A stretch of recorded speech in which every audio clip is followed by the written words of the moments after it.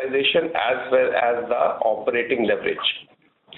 Looking into the order intake for Q3 financial year 2025, it nearly doubled to 1,759 crores, which is almost 97% growth year over year. And unexecutable order backlog as of last 31st of December was at 5,982 crores, which is 67% higher year over year.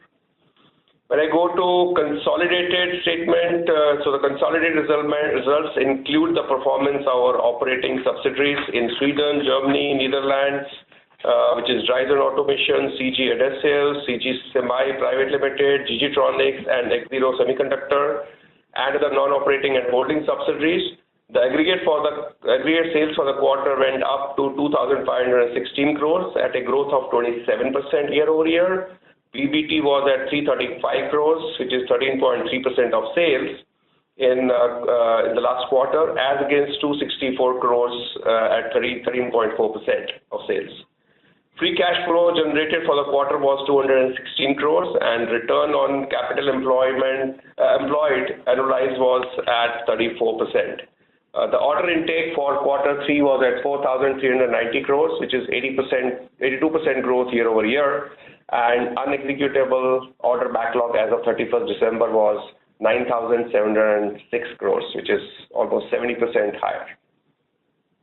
The key event after today's board meeting that finished in the first half of the day today, the board has approved a greenfield expansion site for another 45,000 MVA power transformers capacity expansion with an investment of about 712 crores, which is net of taxes.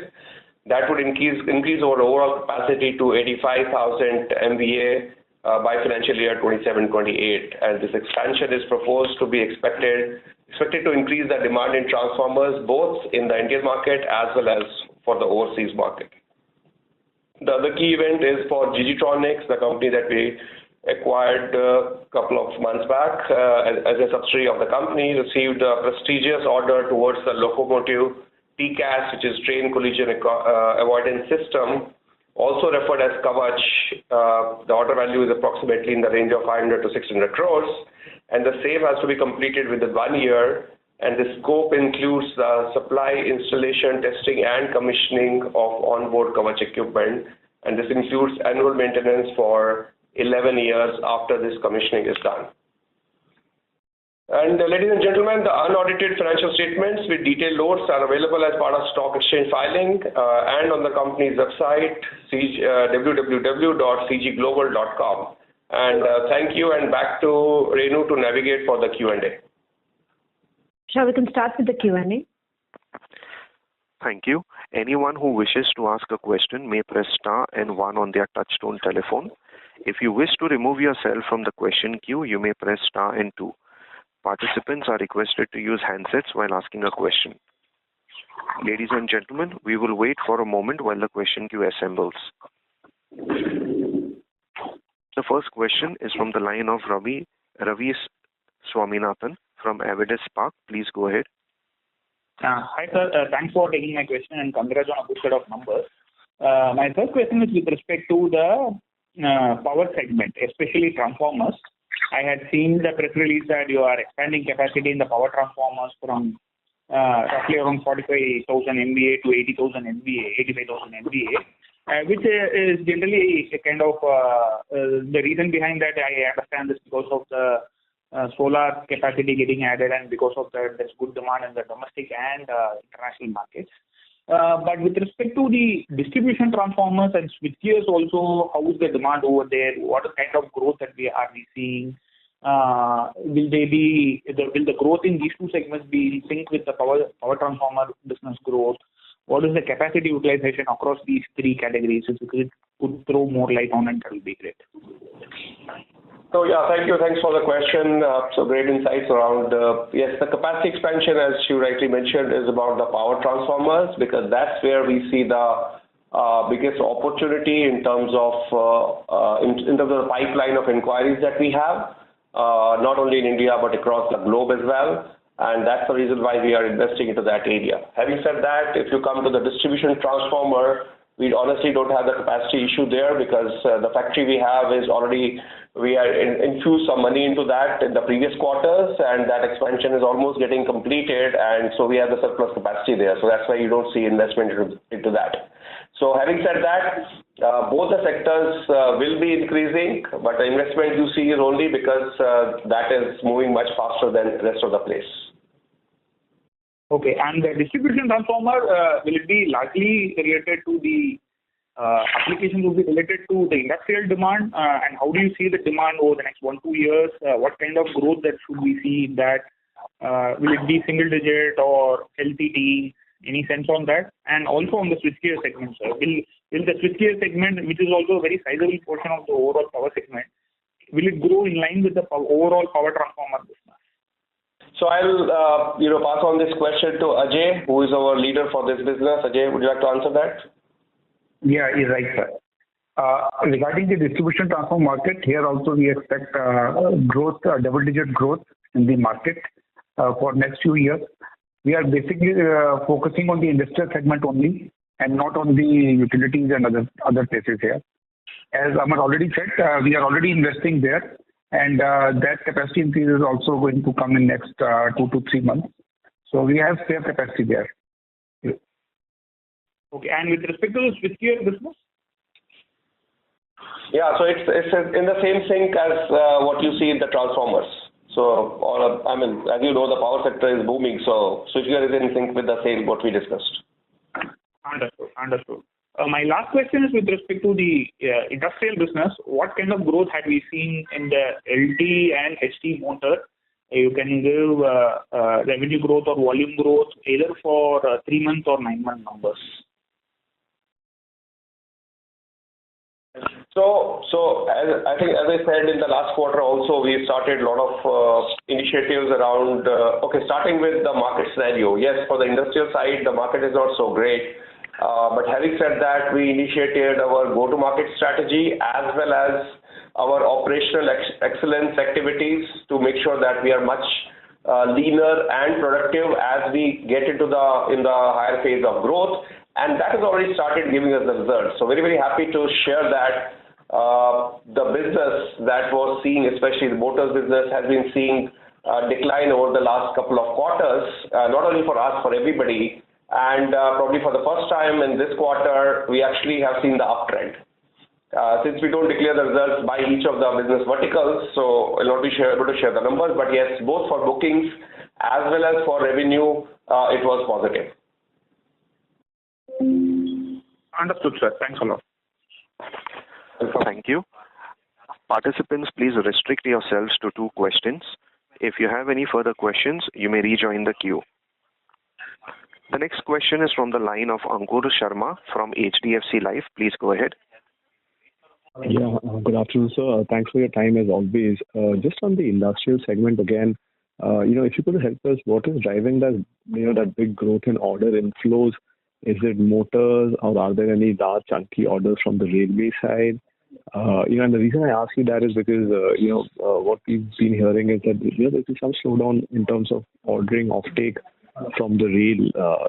So we just wanted to understand how are you seeing both orders and, execution on the rail side, both this and the coming quarter? Yes, so I think we are still very positive about industrial segment as a whole. The big backlog or the increase in orders that you see, yes, the big chunk of it is focused on the railway side. But having said that, as I mentioned into the previous question, for the first quarter in last couple of quarters, we have seen our industrial business, the motors business out of industrial also on the positive side of numbers, both for bookings as well as for revenue, which means we are getting faster in execution of the backlog, both for railways as well as for motors. Now, of course, the contribution of SKU is a little bit more towards railways. As you know, I think our initiative or linking with the Prime Minister's vision of Make in India, for India and for the whole world. So railways, we are investing a lot as well and executing the orders much faster. So yes, SKU is more towards railways, but all the businesses under industrial are towards the upswing. Okay, fair. And just to clarify, on the LT motor side, you said, obviously you started growing again when you're seeing an uptrend. But is that also true for the industry as a whole, or is it just you because of your GTM and your efforts? Is that you're taking back market share? Is that what driving growth, or do you believe overall, we finally starting to see channel pick up and we're starting to see restocking and demand coming back on the LT motor side?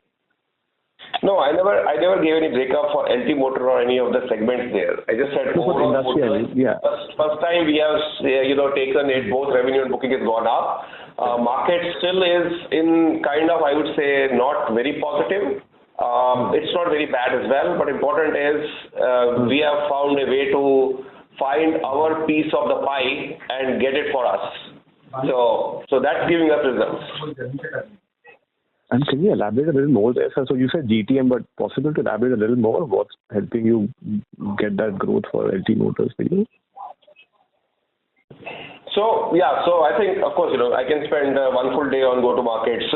But in summary, if I have to talk about go-to-market is, of course, in some of the segments on the motor side, we are probably very, very high market share, but some segments we are not there. Important is, as a part of go-to-market strategy, the product segmentation to the market segmentation to the vertical segmentation. I think that's the kind of work that we have done in last 2 quarters primarily, is to go deeper into that, and then the action plan coming out of that. It's also the innovation, which means the new product introduction, which is coming there, which is fit for different verticals, and those are the areas that we are really attacking and getting our pie out of it. Okay. All right. Great. Answer the question? Yeah. Okay. Makes sense. Thanks. Okay. Good. Thank you. The next question is from the line of Rahul Gajare from Haitong Securities. Please go ahead. Yeah, hi. Good evening. Thanks for the opportunity. Continuing with the industrial segment, given that you've talked about uptrend that you've seen, has the company managed to take price hike, and if yes, how much? And connected with the same question, given that the margins were impacted because of railway, are the incremental orders in railways coming at better margin? That's the first question. So yes. So first thing is better margin. Yes, marginally. But again, this is our commitment for nation building as well. So Indian Railways we are really proud of, and we'll continue to work on that. Of course, it comes at a price that you won't be great on the margin. But yes, we are working on the strategy to make sure, as we are making in India for India as well as for the world. I think that's the philosophy that we are working at, and that is getting executed in railways as well. And in subsequent quarters, you will see some more progress on that as we are executing it. So that's what I would answer to. And the price hike aspect on general motor as such? So motors, what is the question of motors? No, you said that you've seen uptrend, in order intake and all. I want to know whether that has any impact of price hike, if at all. No, it's as I said, when I say upturn is not only on the top line. It is both top line as well as for bottom line. Okay, so when we are saying we are not getting into the pricing war or dropping the prices and taking the orders. It's a combination, as I said in the beginning, it's a combination of our product strategy, the innovation that we are working on, which particular verticals and which markets. So these three are very clearly identified with the action for each one of those. And that's very helping us. I mean, the result that we have this quarter is just the early results that we have. Of course, we have to keep executing and see how we perform in the next few quarters. But yeah, we still feel bullish about it. So my second question is on the power business. Given that you're adding more capacity on the power, firstly, can you tell me, because earlier the focus was more on domestic market, with this new capacity, I think it's very clear that export is something that you are targeting. Have you already started doing the groundwork in terms of setting up branches, service network in overseas geographies, or it's a simultaneous process that will happen? Yes, that work is, I mean, it has progressed reasonably well, but yes, not completed completely. So we have a strategy in place for all of what you said. That's part of the plan. And the location is finalized for the factory, or? No, the location is not yet finalized. Okay, fair answer. Thank you. I'll get back in the queue. Yeah, thank you. Thank you. The next question is from the line of Bhumika Nair from DAM Capital. Please go ahead. Yeah, good evening, sir, and congratulations on a good set of numbers. So just wanted to delve deeper into the motor category where you said there has been of late some improvement in terms of both revenues and intake. Are we seeing this? You said that, yes, there is an improvement led by our GTM strategies that you spoke about in detail. Can you also comment about how HT Motors has kind of panned out and how that segment is moving? Plus, if you can also update in terms of the market share between both LT and HT, how it has moved. So, yes, as I said in the beginning only, we don't give breakup of each product segment under motors, but I said overall, we have grown in that area. Coming back to the market share question that you have, I mean, it's the published data, but the good news is the latest data that we have as of now is either we are maintaining the market share or we have grown in some of the segments. So, which is a positive news for us. So basically market share has expanded for us in the first 9 months. Okay. Yes, okay. That's right. So the other aspect is on railways. If you can talk, you spoke about that railway skew had improved. Is it possible to possibly get what is the railway revenues for the quarter or 9 months and the order backlog? And you spoke about GG Tronics getting a decent amount of orders, about 500-600 crores. Now, what is the outlook out there? What kind of further orders we can get? And lastly, if I may squeeze in on OSAT, what is the status out there? So first of all, the split exact, obviously, as a listed company, we are not giving that breakup of railways or motors separately. But as I said, both are growing. Of course, railway is growing much faster than motors. That's the answer to your question number one. Question number two was around? GG Tronics, sir. GG Tronics. So, yes, so the order as we received, which is under execution right now, and as per the commitment, it's going to get executed within the next 1 year from the date of receipt of the order. So a lot of action right now, and it's again, one is the money part of it, okay, but it's a national pride as well. Because one of the very few companies, the first ones to actually help Indian Railways to become much safer. And so that's our going on. So really excited to see, and there's a huge pipeline of forthcoming orders coming. So right now the focus is, of course, keep an eye on the new orders, but important is to execute, because the way we execute this first order will be our key to success for the future opportunities. Okay. And lastly, sir, on OSAT, what is the status? Where are we in the build out? What kind of capex have we done? When do we expect the first lines to be commissioned? So I think the project is absolutely on track. In fact, today morning also on the board meeting, we had a full review of the CG Semi as well. And so as a detail, there are two factories we are looking at. One is the mini factory and the mega factory, which is a big one. So mini factory should start, I think, 26, financial year 26, and mega should start somewhere in 27, which is exactly as per the plan. So a lot of action, a lot of work going on. The entire leadership team and the hiring of team is already on place. They are getting right now trained across different places across the world, wherever we have the tie-up with our partners. So we start manufacturing. So the project is exactly as per the plan. Great, sir. All the best, and I'll get back in the queue. Thanks. Thank you. The next question is from the line of Harshit Patel from Equirius Securities. Please go ahead. Thank you very much for the opportunity, sir. Firstly, could you share an update on the development and commercialization of EV motors, for which applications we have already developed both motors as well as controllers, and what is the medium-term action plan over here?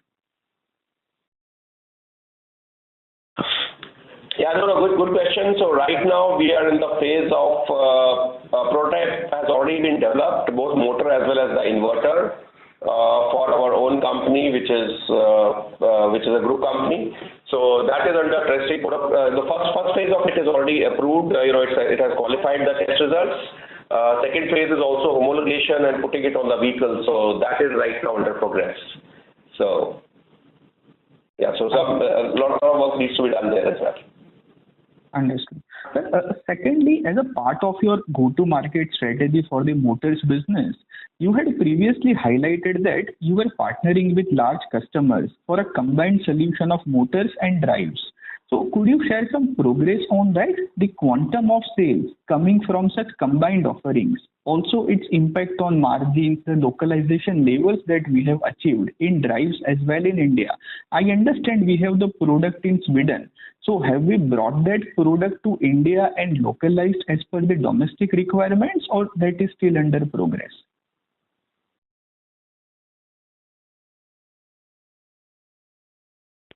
Ladies and gentlemen, the management has been disconnected. Please stay online while I get them connected. Thank you.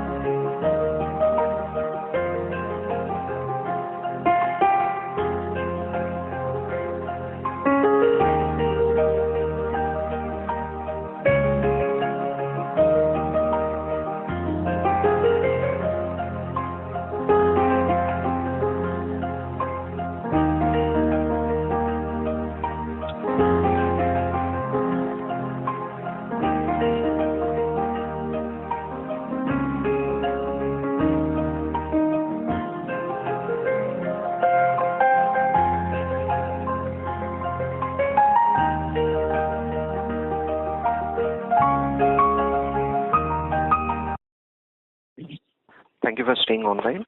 The management is now connected. We can go ahead. Hi, sir.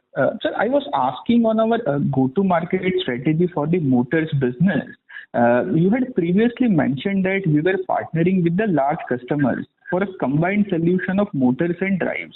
So could you share some update on that, whether we have localized that Swedish product, that Emotron brand in India as well, and if at all the quantum of sales coming from such combined offerings and also its impact on margin? That will be very helpful.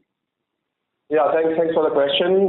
Yes, the question is right, that combined offering is something which is really helping us, and that is an integral part of our go-to-market strategy. Of course, more than that, I won't be able to share because we are still under execution. Which customer, how, etc., is under execution. To your second question on localization, yes, some portfolio has already been localized in our facility in Bhopal. So we make most of these drives are made in India for India, and also we are eyeing on exports as well for that. And third, last but not the least, is also the combination to make the product more energy efficient. So we are actually, the leaders for respective businesses are collaborating very closely to make sure that we go as one face to the customer with the solution approach instead of going separately. Understood.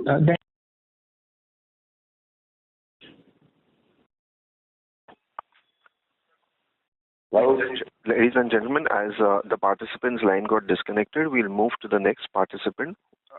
His name is Amit Mahavir from the line of UBS. Please go ahead. Hi, Amar. Congratulations on a great set of results. Less than a few months of joining. So my first question is on exports. We had earlier guided about 20% of exports in 4 to 5 years, of revenues. Historically, CG has always been a large exporter of power systems, never been a large industrial exporter. Do you think this is largely going to be the power system exports for us? And any thoughts there? And second question is on the rail portfolio. How do we envisage in the next 3-4 years positioning in railways? What will we do and what will we not do? Like, we are into propulsions, we are into TCAS, maybe point machines with G-Sonics. So the positioning in railways that we will do and we will not choose to do. Thank you. Yeah, I think thanks for the question. So first one, exports. Yes, most of the portfolios are focused on that. So if you tell me for our power systems business, we are ready and the work is already commenced and we are seeing some results out of that, the kind of orders that we are getting from overseas. For motors, we were not ready till now. But starting with this quarter, and as I said in the beginning, innovation is one of the key part of the strategy, which means the new product introduction coming practically every month we should be launching a product. We still need to reach there, but yes, the team is accelerated that journey. And those are the products which are next generation IE5 to IE5 plus kind of motors, which is the requirement for the whole world. Okay, so that's getting launched, and so we are doing two things in parallel. One is the commercial strategy for exports, and second is the innovation, which is NPD, and both are working in parallel.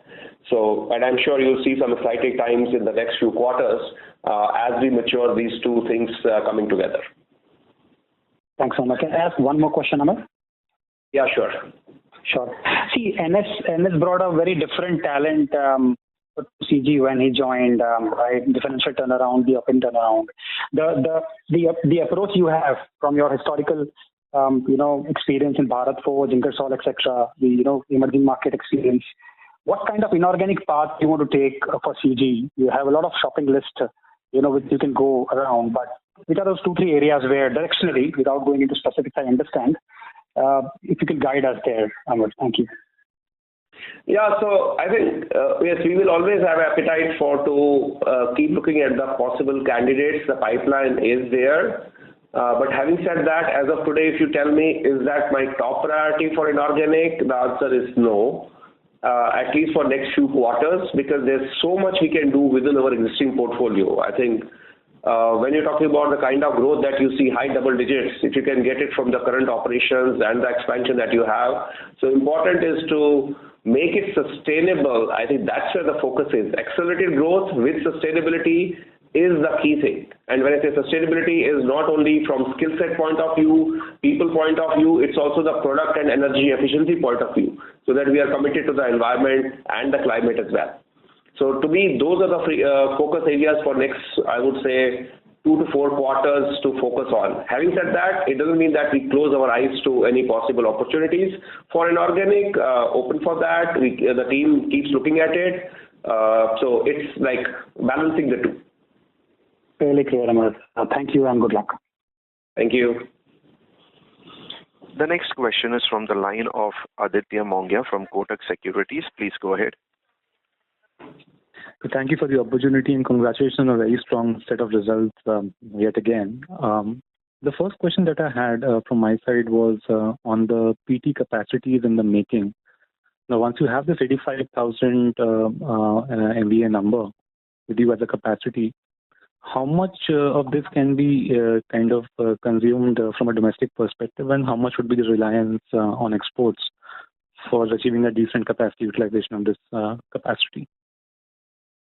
You mean the existing capacity or including the new that we declared today? Yeah, all put in as an 85,000. I'm just trying to get a fair rough cut sense. Will it be like a 80-20 kind of mix of domestic exports or a 60-40? I'm just trying to kind of get a sense of your understanding of the TAM outside is essentially the question.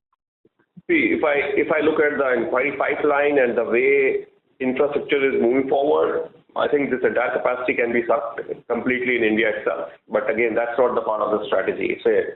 It's a balance of both, and that's the way we have built the business case. There's a certain percentage that we are looking at for exports and certain percentage for India as well. So it's a combination of both. Understood. The second question that I had was on margins, as in you had talked about certain special effects, certain one-off items in the second quarter that had impacted margin improvement. Were they at play in the third quarter as well? And specifically, I'm talking from a Concall perspective, wherein maybe in industrial systems, your Concall EBIT doesn't change versus standalone instead of kind of revenues being added up in between these two levels. So just trying to get a sense whether there are any special effects at a Concall level in industrial systems margin. So let me pass that question to the specialist or CFO, Mr. Todi. No, Aditya, there is nothing like that. It was only there in the quarter 2. So this is the only numbers which is coming from our subsidiary, which is based out in Sweden. So there's nothing this time, any exceptional items are there. Understood. Just one more thing from my side. When we talk about this TCAS opportunity, let's say in specific this 600 crore order, how much would be the maintenance cost aspect, which would be spread over time, and how much would it be kind of in numbers over the next 1 year? And I'm not just talking from a developmental order perspective, but let's say once you get a full-blown order, what will be the split of revenues in a single year and then the maintenance aspect beyond that? So you mean the maintenance on regular basis or after, the order that we have separately for 11 years? Exactly. So I'm assuming there would be in this country, let's say 600 crores. How much is the maintenance or the AMC cost inside 600, or is it outside 600 crores? So Aditya, we given a range for the order side, so it includes everything. So, the maintenance actually doesn't start from the day one. It's always after a couple of years or 3 years later. Understood. Just the last bit from my side. You would be doing the entire EPC on the coverage aspect, or would it be limited to product supply? That's the last question. Thank you. This is including the manufacturing of the product, installation, commissioning, and making sure the trials are through to the end. So it's a complete thing. Thank you so much for your response and time. All the very best to you. Thank you. Thank you. A reminder to all participants, you may press star and 1 to ask a question. The next question is from the line of Ashwani Sharma from Emkay Global Financial Services. Please go ahead. Yeah, good afternoon. Thanks for the opportunity. So I have two questions. First is, we have been kind of adding capacity across our existing businesses, and today also you announced on the PT side, and then we are doing a few acquisitions of sets. So, just wanted to know that over the next 4 to 5 years, any internal target that what kind of revenue that we are targeting, or just looking at? So this is ask about 4 to 5 years. In fact, after right now we are busy with not only the quarter but annual operating plan for the next year. But yes, we'll be kick-starting next month our long-range planning, which is 3 to 5 years strategy planning. So that work is going to start from next month and will take about 3 to 4 months to complete. So I think then we'll be in a better situation to see. All right. So my second question, just a bookkeeping questions. On the OSAT CapEx that we have announced, how much we have already spent? Sushil, will take that? So we spent in the sense that as he said that there is a mini plant, so that construction activity is going on.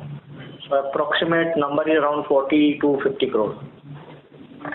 Okay, 40 to 50 crore. Thank you very much, sir. Those are my questions.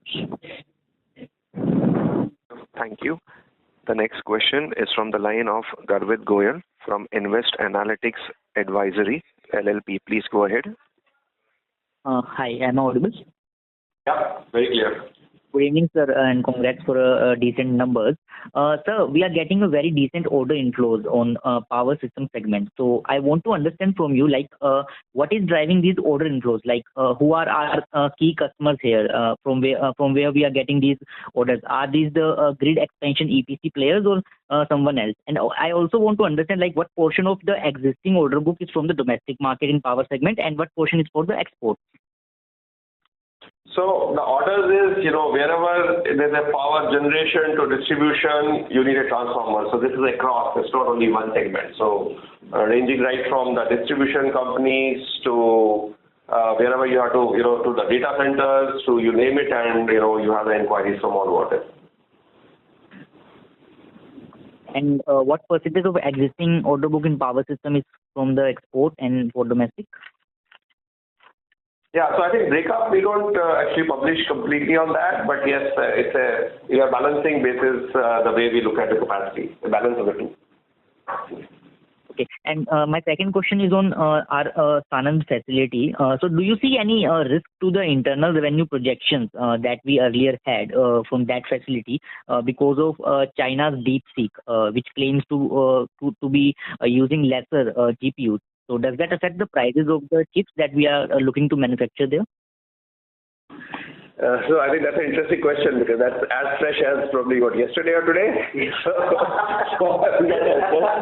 But having said that, as of now that we don't see any risk, as I said in the beginning, the project is exactly as per the timeline, and we are staying focused to what we are supposed to do. And we'll keep an eye on any of these changes that happen in the environment. Understood, sir. That's it from my side, sir. All the best for the future. Thank you. Thank you. The next question is from the line of Parikshit Kandapal from HDFC Securities. Please go ahead. Yes, sir. Hi. Thanks for the opportunity. So my question is on the new transformer capacity, power transformer, like 45,000, which you have announced. So up to what rating will these capacity be? Ajay, you want to answer that? Yeah. So we will be catering to from 220 kV to 765 kV in this facility. We keep 755 kV. And has the land been finalized? And land has been acquired, or so what is the status of approvals? Not yet. Okay. And so, according to you, what will be the industry capacity in this range, 220 to 755 kV? Ajay can answer. Yeah. As of now, it is around 2 lakh MVA. And any sense on the demand, domestic demand total overall? Demand we see a CAGR of around 10%. So my question was more on the capacity utilization side of this 2 lakh MVA, which you said, the existing capacity. So what, according to you, will be the current utilization of this? It's basically, I think, as I said in the beginning, this capacity expansion is a combination of domestic and export. So what Ajay talked about, 200,000 MVA availability, that's purely India. So it's not outside the India. So that's a much bigger market. So I don't see any risk on that, what we are utilizing here. Our existing capacity utilization is already peaking. And so this will be a good addition. So we don't see any risk of this not being used. Okay, sure. Thank you. That was my question. Thank you. Thank you. Ladies and gentlemen, that was the last question for today. I would now like to hand the conference over to Ms. Renu Baid Pugalia for the closing comments.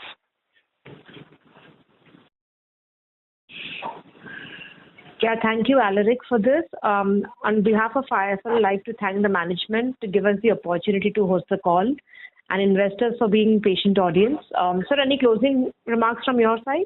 Thank you. Thank you so much, Renu, and thank you everybody for joining. Really enjoyed the session and the questions. Appreciate and look forward to talking to you again next quarter. Thank you. Have a good evening. Sure. Thank you.